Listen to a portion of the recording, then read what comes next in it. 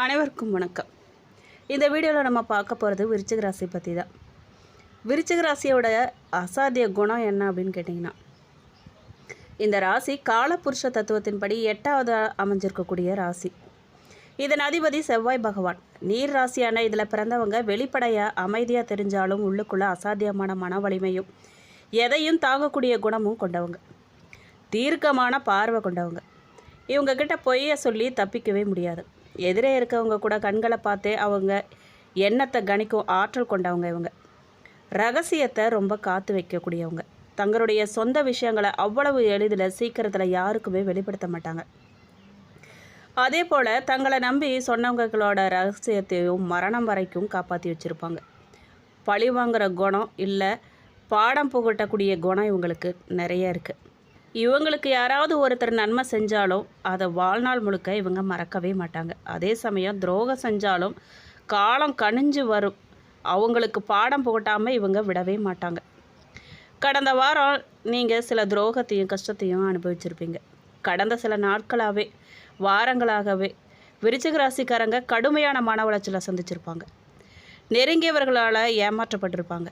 நீங்கள் ரொம்பவே நம்பிய உங்களுடனே இருந்த ஒரு நபர் உங்களுக்கு பின்னால் போய் சில சதிகளை செஞ்சதையோ இல்லை அப்படின்னா உங்களை பற்றி தவறாக பேசினதையோ கண்டு அதிர்ச்சி அடைஞ்சிருப்பீங்க. பண இழப்புகளை கண்டிருப்பீங்க.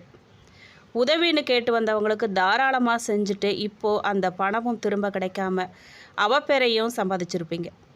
அதை எப்படி மாற்றுறதுன்னு பல மன உளைச்சலை சந்திச்சிருப்பீங்க. ஒதுக்கப்பட்டிருப்பீங்க.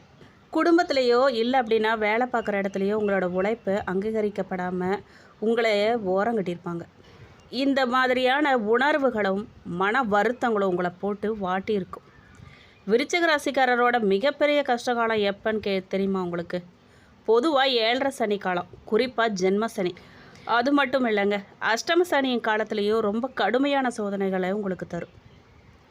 கடந்த காலம் 7.5 சனியின் போது நீங்கள் இழந்தது ரொம்ப அதிகம்.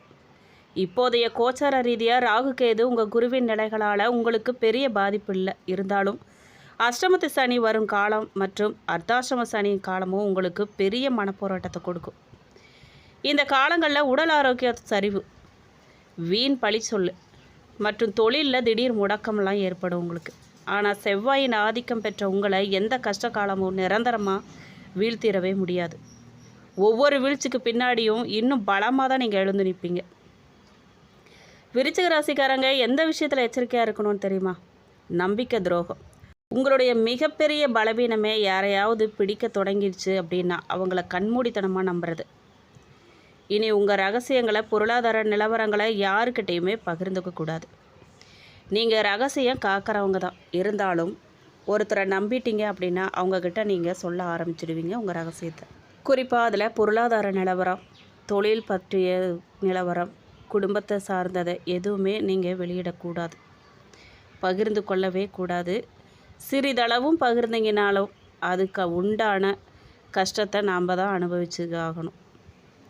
கோபம், ஆக்ரோஷமான வார்த்தைகளை நீங்கள் தவிர்க்கணும். அது உங்களுக்கு ரொம்ப பலவீனமானது. அதனால் நீங்கள் நிறைய கஷ்டத்தை அனுபவிப்பீங்க. செவ்வாயின் ராசிங்கிறதால சட்டுன்னு உங்களுக்கு கோபம் வந்துடும். அதே நேரத்தில் பேசுகிற வார்த்தை உங்கள் உறவுகளை பிரிச்சிடும். வார்த்தைகளில் ரொம்ப நிதானம் தேவை உங்களுக்கு. ஜாமீன் கையெழுத்து யாருக்கும் நீங்கள் எந்த ஒரு கடனுக்கும் போடவே கூடாது. அவங்க யாராக இருந்தாலும் சரி, நீங்கள் நல்லது நினச்சி போடுவீங்க, அவங்களும் நல்லவங்களாக கூட இருப்பாங்க. ஆனால் நேரம் காலம் உங்களுக்கு எதிராக இருந்துச்சு அப்படின்னா இதனோட விளைவுகளும் கெட்டதாகவே உங்களுக்கு தான் வந்து சேரும். அதனால் கவனமாக இருங்க. இந்த வாரத்தில் ஜூன் மாதத்தோட நடுப்பகுதி உங்களுக்கு ஒரு புதிய விடியலை தரப்போகுது. கடந்த வார கஷ்டமெல்லாம் பனி போல விலக தொடங்க போகுது. பணவரவு எப்படி இருக்குன்னு கேட்டிங்கன்னா, வாரத்தில் முதல் பாதி தேக்க நிலை இருந்தாலும் வியாழன் மற்றும் வெள்ளிக்கிழமைகளில் எதிர்பாராத பணவரவு உங்களுக்கு இருக்க போகுது. ரொம்ப நாளாக வராமல் இருந்த பழைய கடன்கள்லாம் கைக்கு வர வாய்ப்பு இருக்குது. ஆடம்பர செலவுகளை நீங்கள் குறைச்சிக்கிட்டீங்க அப்படின்னா சேமிப்பு தானாக உயரும். சேமிப்பை உயர்த்த பாருங்கள். தொழில் மற்றும் வியாபாரம் எப்படி இருக்கும் அப்படின்னு கேட்டிங்கன்னா, அலுவலகத்தில் உங்களை வீழ்த்த நினச்சவங்க சதி முறியடிக்கப்படும். நீங்களே அதை முறியடிப்பீங்க. மேலதிகாரிகளோட ஆதரவு உங்களுக்கு கிடைக்கும். புது பொறுப்புகள்லாம் தேடி வரும். தேங்கி கிடந்த சரக்குகள்லாம் நல்லபடியாக விற்பனையாகும். நிறைய லாபமும் கிடைக்கும். கூட்டாளிகளோடு இருந்த கருத்து வேறுபாடுகள்லாம் நீங்க போதுங்க. புது முதலீடுகள்லாம் இந்த வார இறுதியில் உங்களுக்கு கிடைக்கும். விருச்சிக ராசியோட அதிபதி செவ்வாய்ங்கிறதால உங்களுக்கு ஆற்றல் தரும் நிறம் என்னன்னு தெரியுமா? அடர் சிவப்பு, அதாவது மெரூன் மற்றும் ஆரஞ்சு. முக்கியமான வேலைகளுக்கோ ஒரு இன்டர்வியூக்கோ சுப நிகழ்வுகளுக்கெல்லாம் நீங்கள் போகும்போது இந்த நேர ஆடைகளை அணிஞ்சு போகிறது ரொம்ப நல்லது. உங்களுக்கு தன்னம்பிக்கையும் வெற்றியும் அது தரக்கூடியதாக இருக்கும்.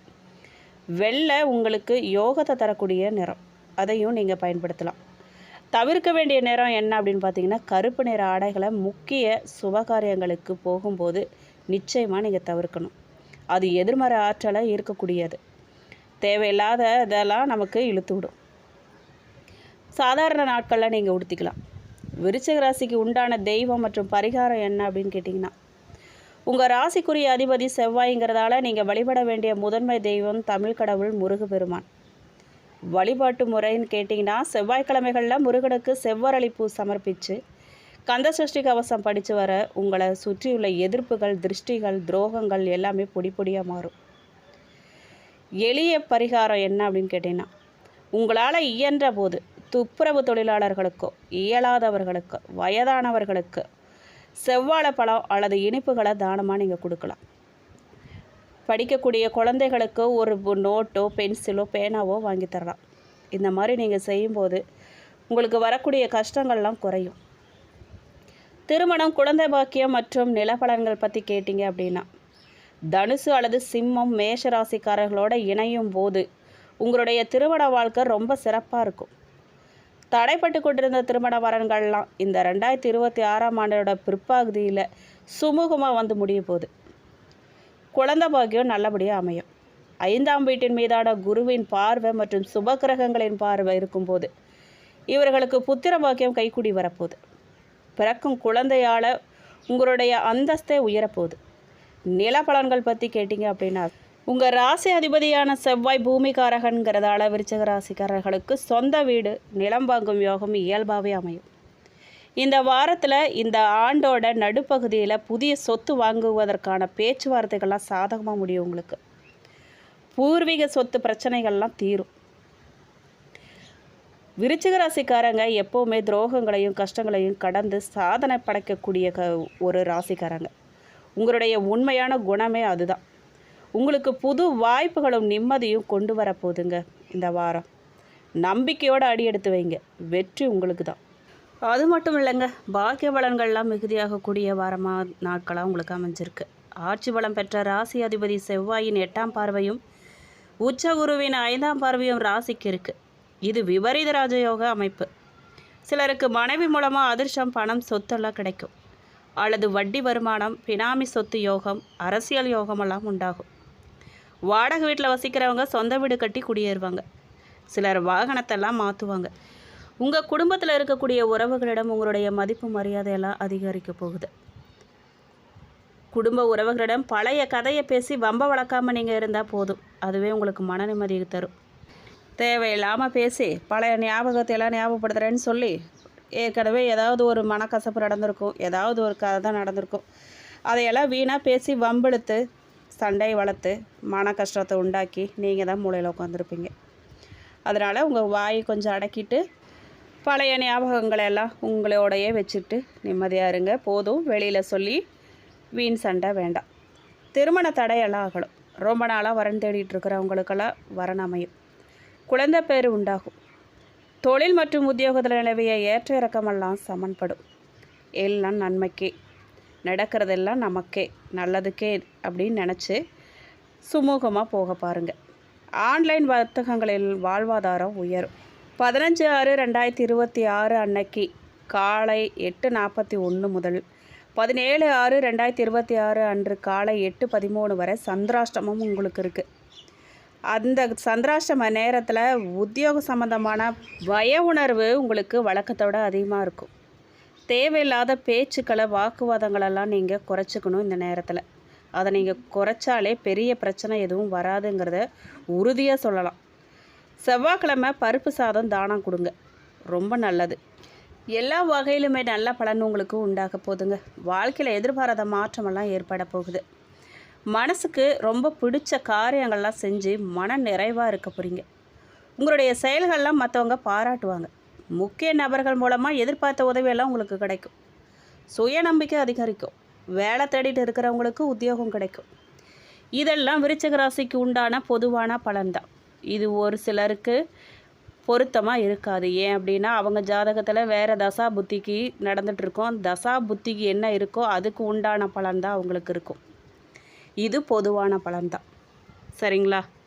விருச்சிக ராசியில் எத்தனை கோடி பேர் இருப்பான், எல்லாருக்குமே இதுதான் நடக்கும்னு சொல்லி உறுதி சொல்ல முடியாது. ஒருத்தருக்கும் ஒரு தசா புத்தி ஜாதகத்தில் நடக்கும். அந்த தசா புத்திக்கு தகுந்த பலன் தான் உங்களுக்கு இருக்கும். சரிங்களா? மனசில் இருந்த கவலையெல்லாம் நீங்கள் அலுவலக வேலைகள்லாம் நீங்கள் ஆர்வம் காட்ட போகிறீங்க. முன்னேற்ற வாய்ப்புகள்லாம் உங்களுக்கு கிடைக்கும். தொழில் வியாபாரத்தில் ஈடுபட்டு இருக்கிறவங்க எதிர்பாராத வளர்ச்சியை காண்பாங்க. மனசில் தைரியம் உங்களுக்கு கண்டிப்பாக கூடும். குடும்பத்தில் இருந்து வந்த சிக்கல்கள்லாம் நீங்கும். நீங்கள் கூறும் வார்த்தைகளுக்கு மதிப்பு கண்டிப்பாக கிடைக்கும். கணவன் மனைவிக்கிடையே இருந்த கருத்து வேற்றுமையெல்லாம் நீங்கி ஒற்றுமை உண்டாகும். ஆன்மீக பயணங்கள் போகிறதுக்கு உங்களுக்கு நேரம் வந்துருச்சு.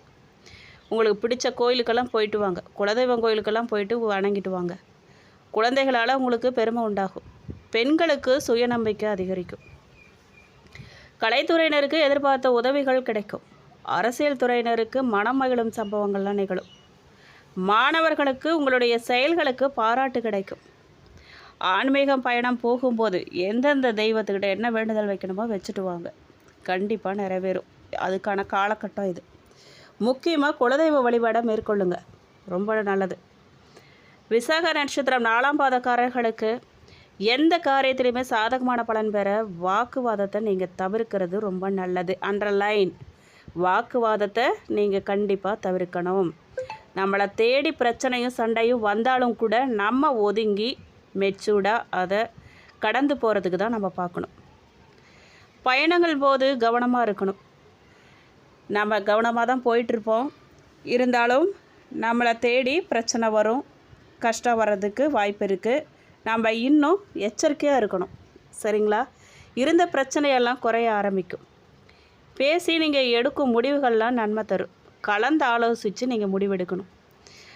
அனுபவம் உள்ளவங்கக்கிட்ட, அப்பா அம்மா கிட்ட, மனைவி கிட்ட ஒரு விஷயம், ஒரு தொழில் தொடங்குகிறோம், ஒரு பணம் வெளியில் கொடுக்குறோம், ஏதாவது ஒரு புது விஷயம் ஆரம்பிக்க போகிறோம் அப்படின்னா ஆலோசனை பண்ணி நீங்கள் அதை செய்யும்போது அது நல்லபடியாக உங்களுக்கு முடியும். அது வெற்றியை தரும்.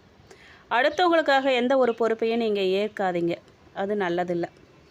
அதாவது ஜாமீன் கையெழுத்து போடுறது, நான் ஏற்றுக்கிறேன், நான் செய்கிறேன்னு சொல்கிறது, நீங்கள் போங்க அந்த வேலையை நான் முடிச்சிட்றேன் அப்படின்னு சொல்கிறது, இதை முடிச்சு கொடுங்கன்னு சொன்னால் அப்படியா சரி நான் நல்லபடியாக முடிச்சு கொடுத்துருவேன் அப்படின்னு சொல்லி வாக்கு கொடுக்குறது.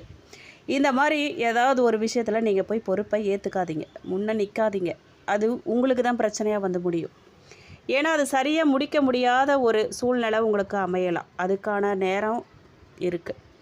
அதனால் நீங்கள் கவனமாக இருங்க. பொறுப்பை ஏற்றுக்காதீங்க. உங்களுக்கு கெட்ட பேர்லேயும் கஷ்டத்துலேயும் போய் அது முடியும். கவனமாக இருங்க. அனுஷ நட்சத்திரக்காரர்களுக்கு வழக்கத்தை விட கூடுதலாக உழைக்க வேண்டியதாக இருக்கும். நீங்கள் பொருள் வரத்து கூடும். பயணம் செல்ல நேரும். வெற்றி பெற தடைகள் தாண்டி நீங்கள் உழைக்க வேண்டியதாக இருக்கும். புரிஞ்சுதுங்களா? தடைகள் நிறைய வருங்க. நீங்கள் வெற்றி பெறணும், ஒரு விஷயத்தில் முன்னேறணும், ஒரு இடத்துக்கு போகணும் அப்படின்னு சொன்னால் தடை நிறைய வரதான் செய்யும். நீங்கள் அந்த தடைகளை பொருட்படுத்தாமல் மன உறுதியோடு நீங்கள் தான் முயற்சி பண்ணி உழைக்க வேண்டியதாக இருக்கும். வழக்கத்துக்கு மாற அதிகமாக நீங்கள் உழைக்க வேண்டியதாக இருக்கும். பெரியவர்களோட ஆலோசனைப்படி செய்கிறது நல்லது. இது அண்டர்லைன் 2வது தடவையாக சொல்கிறோம். சரிங்களா? பெரியவர்களோட ஆலோசனை கேட்டு, அதாவது அப்பா அம்மாவோ முன்னோர்களோ ஒரு விஷயத்தில் அனுபவசாலிங்க யாரோ அவங்கக்கிட்ட கேட்டு ஆலோசனை பண்ணி செயல்படுறது ரொம்ப நல்லது. வாக்கு வன்மையால் எல்லா நன்மைகளும் நீங்கள் கிடைக்க பெறுவீங்க. வாயுள்ள பிள்ளை பொழைச்சிக்குன்னு சொல்லுவாங்க. அது மாதிரி சமயத்துக்கு எந்த விஷயத்துக்கு என்ன பேசணுமோ, யாருக்கிட்ட என்ன செய்யணுமோ, என்ன கேட்கணுமோ அதை கேட்டு அதை பேசி நீங்கள் காரியத்தை சாதிச்சுக்குவீங்க. அந்த திறமை உங்ககிட்ட நிறையா இருக்குது. கேட்ட நட்சத்திரக்காரர்களுக்கு நட்சத்திர அதிபதி புதன் சஞ்சாரம் அனுகூலமான பலன்களை உங்களுக்கு தரும். பண வரவு மன திருப்தியை தரும். புது நபர்களோட அறிமுகம், அவர்களது நட்பும் நீங்கள் கிடைக்க பெறுவீங்க. சுக்கிரன் சஞ்சாரம் மூலமாக நீண்ட நாட்களாக ரொம்ப நாளாக இழுபறியாக இருந்த காரியமெல்லாம் உங்களுக்கு சாதகமாக தான் முடிய போகுது. வாகனங்களை பயன்படுத்தும் போது கவனமாக இருங்க. நம்ம எதிரில் வரவங்க நல்லா வண்டி ஓட்ட தெரியாமல் கவனம் இல்லாமல் வேகமாக வருவாங்க. நம்ம தான் கவனமாக எச்சரிக்கையாக இருந்துக்கணும். சரிங்களா? பரிகாரமாக நீங்கள் குலதெய்வத்துக்கு தீபம் ஏற்றி வணங்க பிரச்சனைகள்லாம் தீருங்க. மனோதைரியம் கூடும். எந்த தெய்வம் துணை இருக்கோ இல்லையோ, குலதெய்வ துணை நமக்கு முக்கியமாக தேவை. அவரோட துணை இருந்துச்சு அப்படின்னா வேறு எதுவும் நமக்கு தேவையில்லை. நம்ம பாட்டுக்கு வாழ்க்கையில் முன்னேறி போயிட்டே இருப்போம்.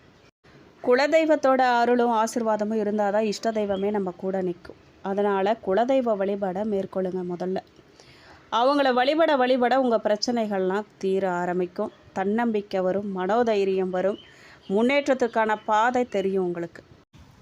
இந்த வீடியோ பிடிச்சிருக்குன்னு பயனுள்ளதாக இருந்திருக்குன்னு நம்புகிறேன். வீடியோ பற்றின கருத்துக்களை கமெண்ட் பாக்ஸில் பதிவிடுங்க. நீங்கள் இப்போ தான் புதுசாக நம்ம சேனலை பார்க்குறீங்க அப்படின்னா இப்போவே சப்ஸ்கிரைப் பண்ணி கூடவே பெல் ஐக்கானையும் கிளிக் பண்ணுங்கள். லைக் பண்ணுங்கள், ஷேர் பண்ணுங்கள். நன்றி.